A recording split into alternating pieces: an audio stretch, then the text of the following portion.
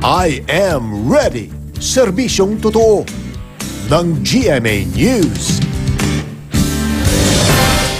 Mga kapuso, lumakas at isa na nga ngayong bagyo ang low pressure area na nasa silangan ng Luzon. Pinangalanan itong Tropical Depression Santi na huling namata ng Pag-asa sa layong 510 kilometers sa may silangan ng Virac, Catanduanes.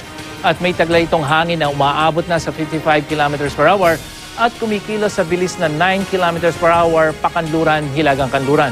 Sa trakang Pag-asa, malaki ang posibilidad na tumama ang sentro ng bagyo diyan po sa may hilaga o gitnang Luzon sa araw ng Sabado.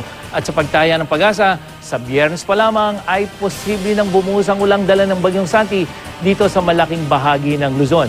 At sa storm track naman ng Weather Central, posibleng lumakas pa at maging isang typhoon bago tumama dito sa may Quezon Aurora area sa araw po ng Biyernes o kaya madaling araw ng Sabado. Kaya dapat mga kapuso, laging I am ready lalo na sa weekend. Samantala, mahihinang pagulan lang inaasahan sa malaking bahagi ng Luzon bukas. Base po yan sa datos ng Weather Central. Pero malaki ang tsansang may mabuong thunderstorm lalo na sa hapon at gabi. Pero ang Southern Luzon, mas magiging maulap at posible ang hanggang katamtamang lakas ng ulan.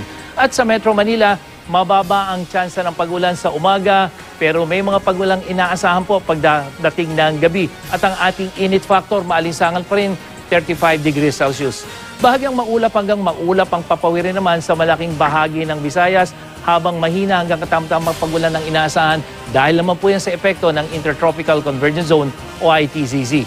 Mas magiging maulap na may mga pagulan naman sa Zamboanga Peninsula at sa Soc-Sargen Region dyan po sa Mindanao kumpara sa ibang bahagi nito.